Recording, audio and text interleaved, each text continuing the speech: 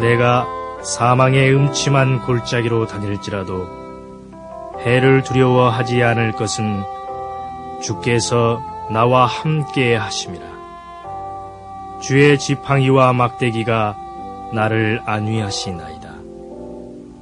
주께서 내 원수의 목전에서 내게 상을 베푸시고 기름으로 내 머리에 바르셨으니 내 잔이 넘치나이다. 나의 평생의 선하심과 인자하심이 정녕 나를 따르리니 내가 여호와의 집에 영원히 거하리로다.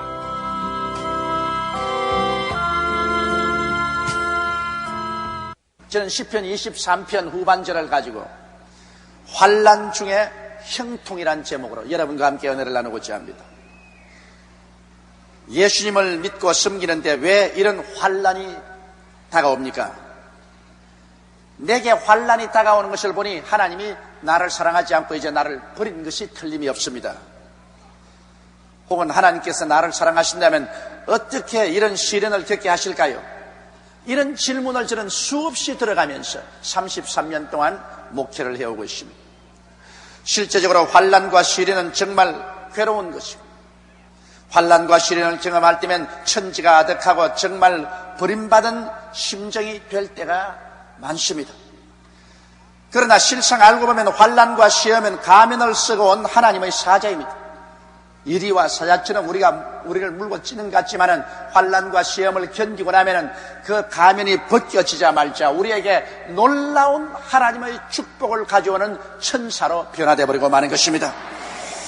우리 하나님께서는 환난을 통하여 더욱 크신 형통을 우리에게 허락해 주시겠다고 약속했기 때문인 것입니다. 그러면 오늘 다윗이 우리에게 계시로서 보여준 환난 중의 형통은 어떠한 것인지 한번 알아봐야 되겠습니다. 첫째로 다윗은 이렇게 노래했습니다. 내가 사망의 엄침한 골짜기로 다닐지라도 해를 두려워하지 않을 것은 주께서 함께 계심이라. 주의 지팡이와 막대기가 나를 안위하시나이다. 왜 우리는 사망의 엄침한 골짜기를 다녀야 할까요? 우리의 생활 속에 크고 작은 사망의 엄침한 골짜기를 우리는 통하게 됩니다. 왜 사망의 엄침한 골짜기를 통해야 할까요? 그것은 우리가 신앙생활 하면서 불순종이나 불신앙의 죄를 지을 때 하나님의 징계를 받기 때문에 그런 것입니다. 우리가 불순종하거나 불신앙하고 또 하나님의 일에 반역하면은 하나님께서 그대로 내버려 두면 안 되는 것입니다. 왜냐하면 어느 부모가 자식을 징계하지 않겠습니까?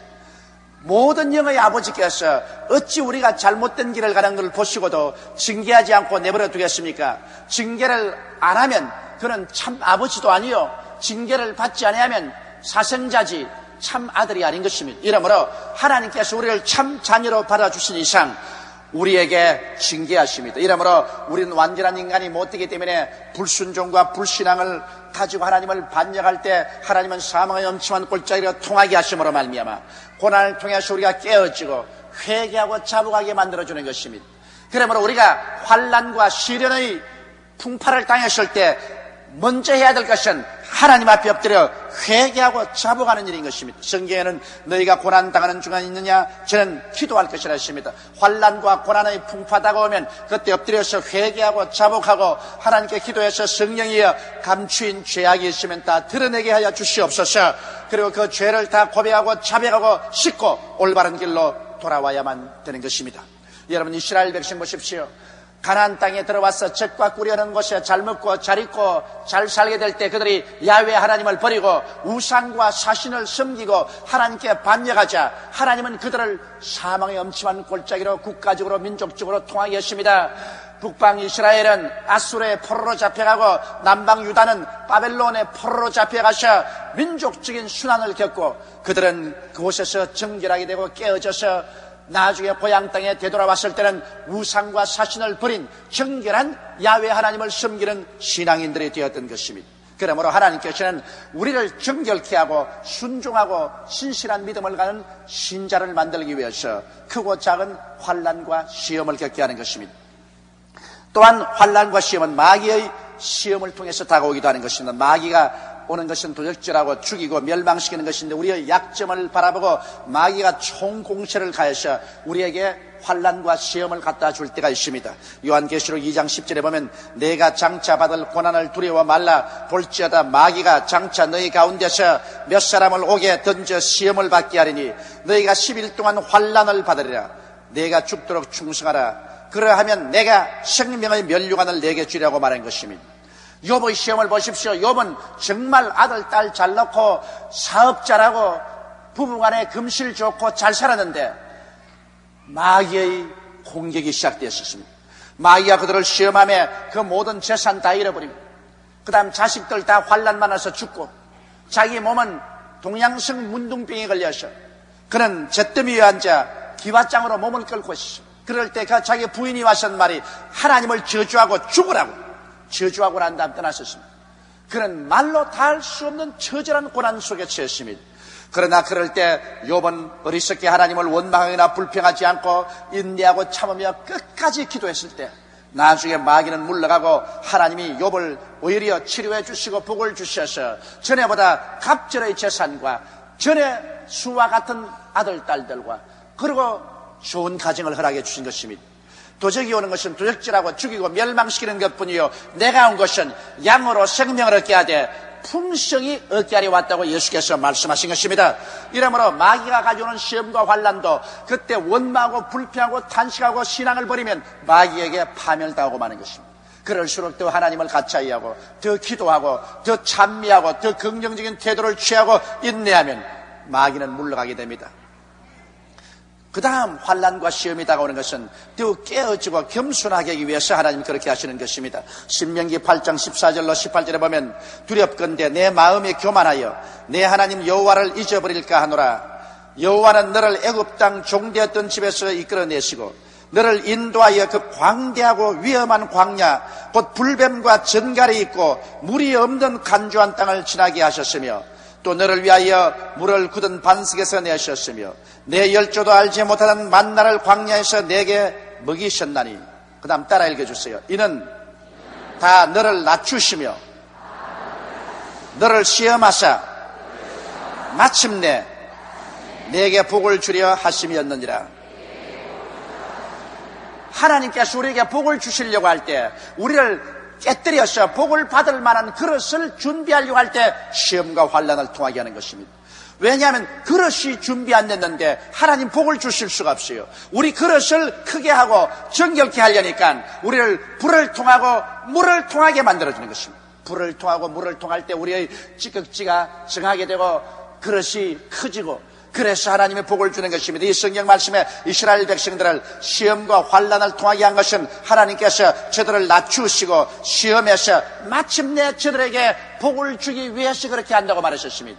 우리에게 시험과 환난이 다가오면 우리가 깨달아야 될 것은 시험과 환난을 잘 견디려면 그 차후에는 그 시험과 환난과 동등 그 이상의 복이 반드시 다가오게 되는 것입니다. 그러므로 시험 환난 당할 때 여러분은 죽는 신용을 하지 마십시오. 그것은 결국 여러분과 나를 연단하고 깨뜨려서 하나님께 복을 받는 자격을 주기 위한 것이기 때문에 시험과 환난을 당하거든 온전히 기쁘게 느끼라고 성경은 말하고 있는 것입니다. 그런데 이 성경은 말씀하기를 우리가 사망의 엄침한 골짜기 시험과 환난을 통할 때 주께서 함께 하시는 것입니다. 시험과 환난 통할 때는 하나님께 버림받은 심정이지만은 그러나 구름이 가려도 그 뒤에 태양이 있는 것처럼 하나님은 숨어서 잠잠하게 우리와 같이 하시면서 우리를 보시고 우리가 해를 받지 않게 만들어주는 것입니다. 다윗은 여기 말하기를 환난과 시험을 통해서 우리가 형통하게 되는 이유는 주의 지팡이가 우리를 인도한다는 것입니다. 환난과 시험인 줄 아는데 실상은 그 가운데 주께서 같이 가셔서 주께서 환난과 시험을 우리의 지팡이로 삼으셔서 우리를 큰 형통으로 인도해 준다는 것입니다. 무슨 환난과 시험이 우리를 이끌어가느냐? 여러분 요셉 보십시오. 요셉은 만일 환난과 시험을 안 당했으면 가나안 땅에 목동으로서 일생을 보내고 말았을 것입니다. 그러나 하나님께서는 환난과 시련을 요셉을 인도하는 지팡이로 삼은 것입니다. 지팡이로서 인도해 주는 것입니다. 그래서 요셉은 형들에게 미국 팔려서 가나안 대상들에게 팔려서 애굽의 종으로 팔려가고 애굽의 종으로 있다가 보디발의 아내 참소를 받아서 11회 뜰에 갇혔고 거기에서 기약 없는 감옥살이를 하고다가 나중에는 애굽 바로 왕의 채택을 받아서 국무총리가 되고 마는 것입니다. 요셉의 일생은 한없는 시련과 환난과 눈물이었지만 나중에 돌이켜보니 그 시험과 환난과 눈물이 요셉을 이끄는 지팡이가 되어서 애굽의 국무총리가 되도록 하였고 나중에 전 팔레스타인에 거대한 기근이 다가올 때 자기 아버지 가족을 다 불러다가 잘 먹고 잘 입고 잘 사도록 도와줄 수 있는 기회가 되어버리고 마는 것입니다. 오늘날 여러분의 생애도 돌아보십시오. 여러분이 시험과 환난을 안 당할 때는 자행자지하고 제 마음대로 행하였으나 시험과 환난을 당할 때 깨어져서 자기의 길을 버리고 하나님께 순복하여 복받고 올바른 사람이 되는 길을 걸어온 체험은 얼마든지 있는 것입니다. 그러므로 오히려 시험과 환난을 당하기 전에는 우리가 범죄하고 살았으나 시험과 환난을 당하고 난 다음 변화받아 하나님 뜻대로 사는 온전한 신앙생활을 하고 형통의 삶을 살도록 이끌어준 때가 한두 번이 아닌 것입니다. 시험과 환난 동안에 하나님께서 또한 주의 막대기 즉 권세를 보입니다. 목다는 막대기를 가지고 짐승들이 다가오면 치고 짐승을 죽이고 양들을 보호하는 것입니다. 환난을 통하여 주님의 권능을 체험하고 더욱 풍성한 신앙과 축복의 세계에 들어온 간증은 얼마인지 많습니다. 여러분 모든 생활에 평탄하면 하나님의 권능을 체험할 수 없습니다. 하나님의 지팡이를 체험할 수 없어요. 인생의 거친 시험과 환난이 다가올 때 하나님을 체험할 수 있습니다. 저는 폐병 3기에 떨어지지 않았었으면 죽음에서 살리고 절망에서 치료하는 하나님을 결코 깨닫지 못했을 것입니다. 그러나 저는 그 시련을 통해서 하나님의 권능의 막대기를 체험할 수가 있는 것입니다. 그러므로 여러분 한번 돌이켜보십시오. 여러분이 병들었을 때, 여러분의 가정에 우한 질고가 있을 때, 사업이 어려움에 부딪혔을 때, 고통스러울 때, 그때 여러분은 금식하고 엎드려 기도했고 그로 말미암아 하나님의 권능의 지팡이를 체험하게 되고 여러분의 신앙이 크게 자란 체험을 가지고 있을 것입니다.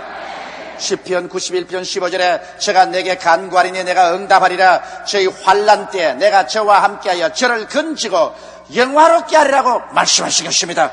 환난은 우리를 파멸시키는 것이 아니라 오히려 우리를 영화롭게 하기 위한 하나님의 수단인 것을 알게 되시기를 주님 이름으로 축원합니다.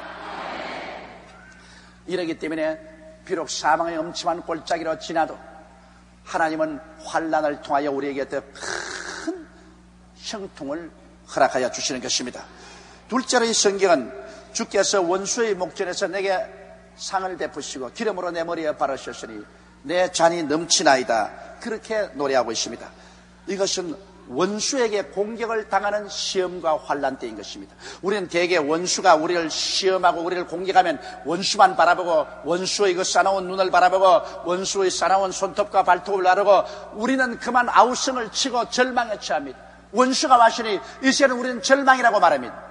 우리는 세상에 살면서 수많은 환경과 역경과 사람과 대면할 때 그들이 원수가 되어서 우리를 물고 위해서 다가올 때가 많은 것입니다. 원수가 우리를 공격할 때 우리는 어떠한 태도를 취해야 될까요?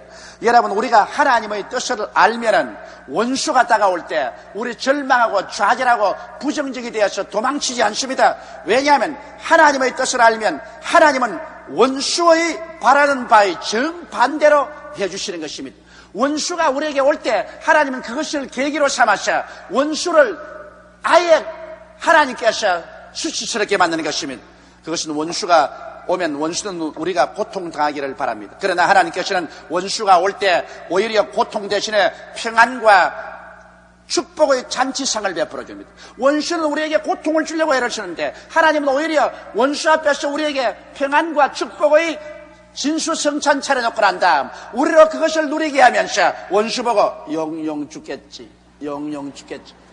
하나님이 그렇게 하시는 것입니다. 하나님의 섭리라는 것은 원수가 원하는 것의 정반대로 해주시는 것입니다.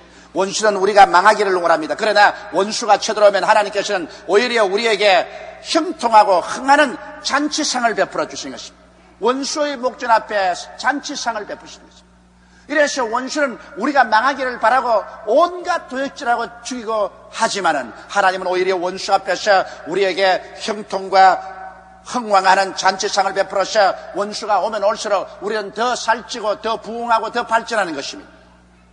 원수는 우리가 죽기를 원하나 하나님께서는 그 기회를 이용해서 오히려 우리를 살리게 하고 더 강성하게 하여 잔치상을 베풀어 주는 것입니다. 그러므로 여러분, 성경은 뭐라고 말합니까? 하나님이 우리와 같이 계시면 누가 우리를 대적하리요? 그 아들을 아끼지 않고 우리에게 주시니까 그 아들과 함께 무엇을 선물로 주지 아니하시겠나요?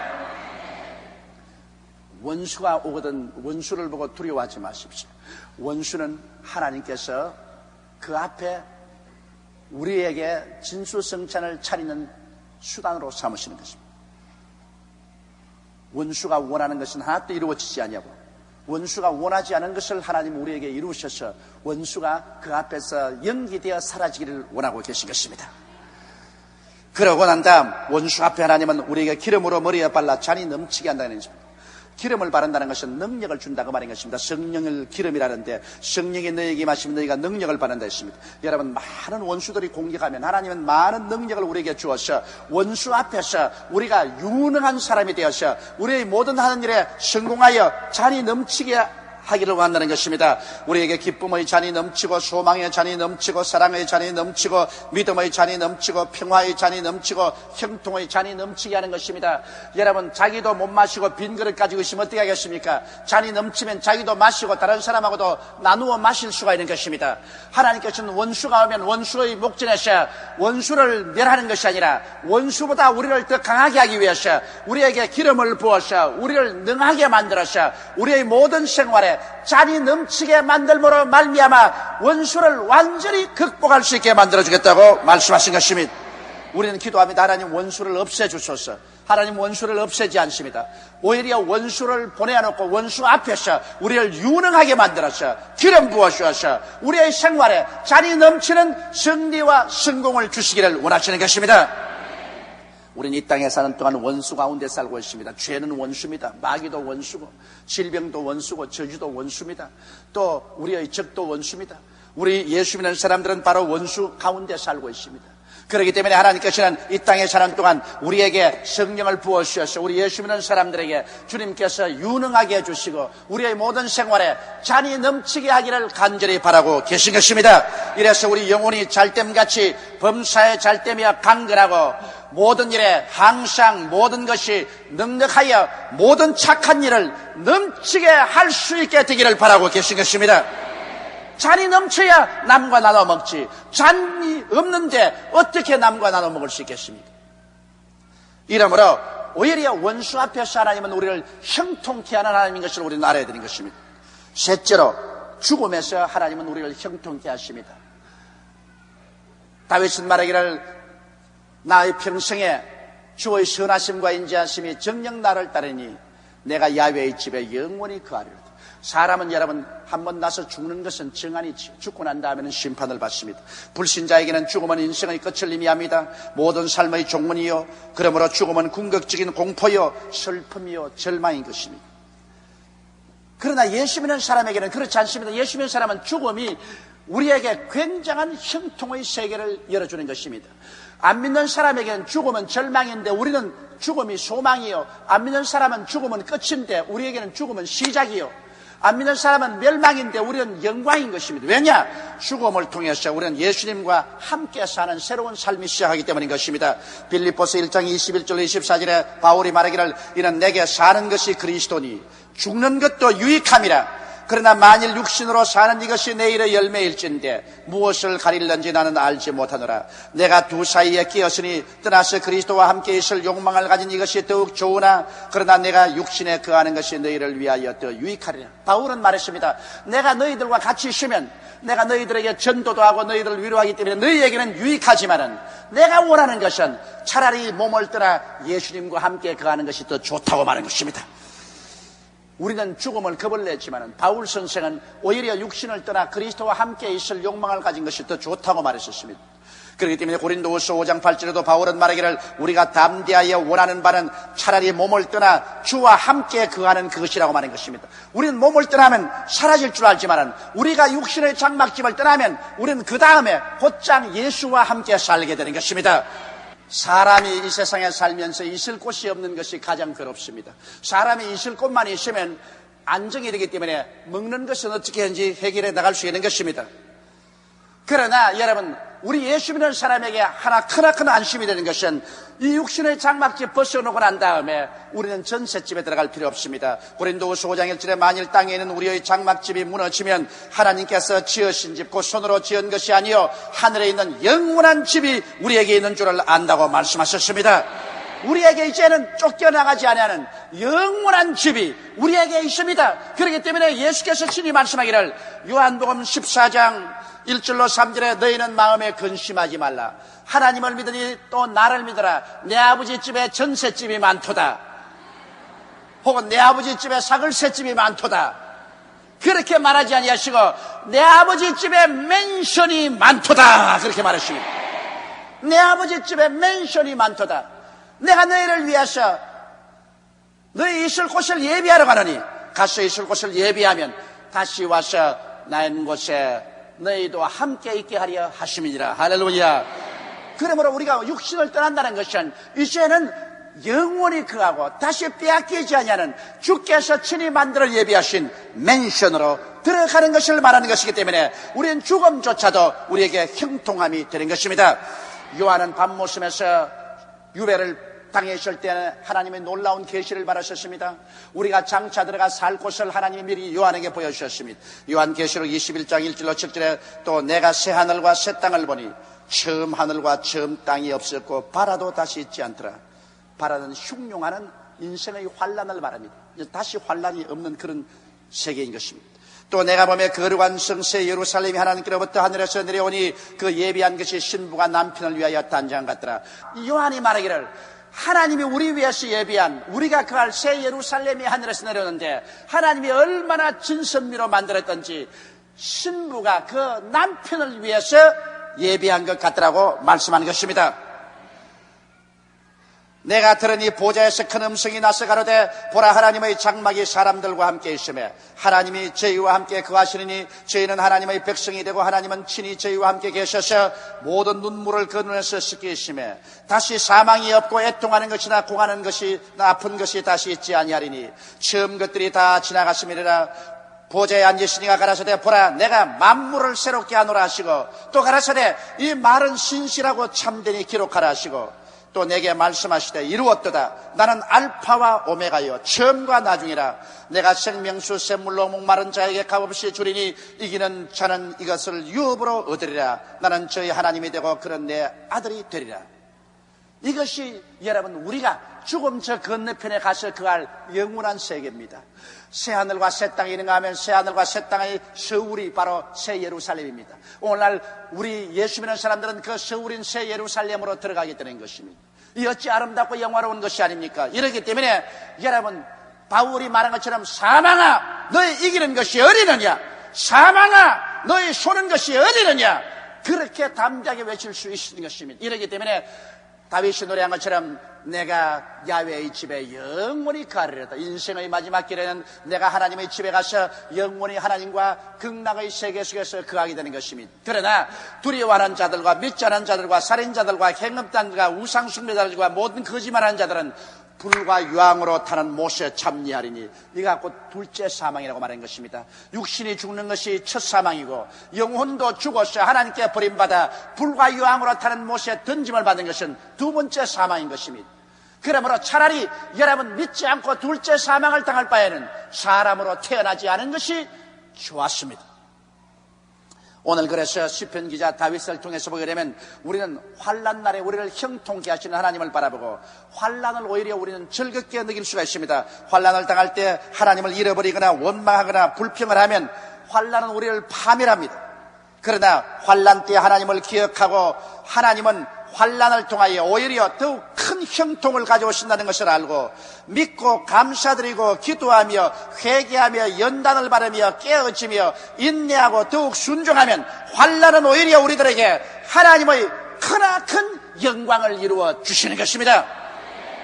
고린도후서 4장 17절 18절에 보면 우리의 잠시반은 환난에 경한 것이 지극히 크고 영원한 영광에 중한 것을 우리에게 이루게 하미니 우리의 돌아보는 것은 보이는 것이 아니요 보이지 않은 것이니 보이는 것은 잠깐이요 보이지 않은 것은 영원함이라. 환난의 지극히 작은 것이 영광의 지극히 중요한 것을 이룬다고 말한 것입니다.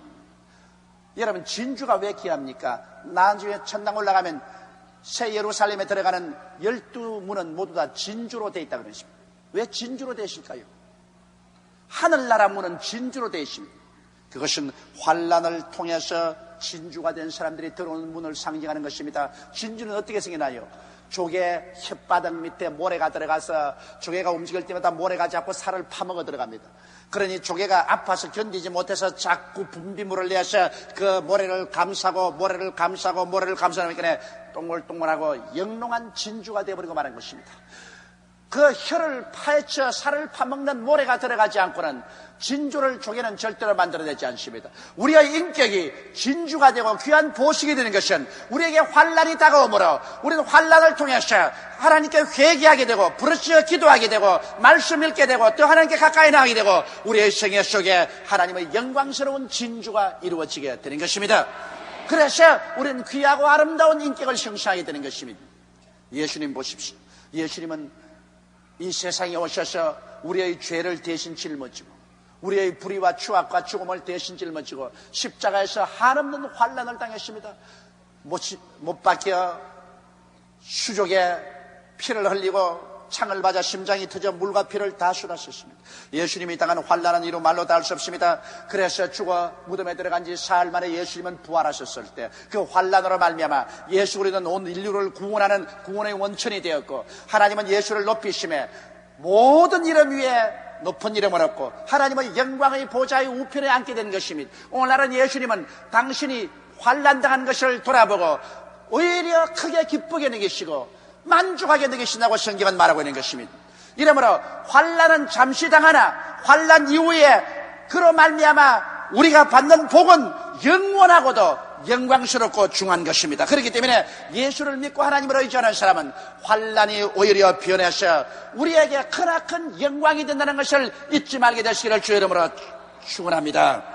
환난 당할 때 그러므로 원망하고 불평하고 탄식하고 반항하지 말고 긍정적이고 적극적이며 창조적이고 생산적인 태도를 가지고 환난 때에 기도하며 오히려 감사하고 찬양하십시오. 눈에 아무 증거 안 보이고 귀에는 아무 소리 안 들리고 손에는 잡혀놓고 내 앞길 칠흑같이 어두워도 하나님을 생각하고 환난을 통하여 영광을 이루며 환난 가운데 형통을 주시는 하나님을 찬미하게 될 때 얼마짜리요 안개 구름은 확 사라지고 온 천지가 청량하게 환하게 비치는 하나님의 영광의 세계가 우리 앞에 전개되게 될 것입니다.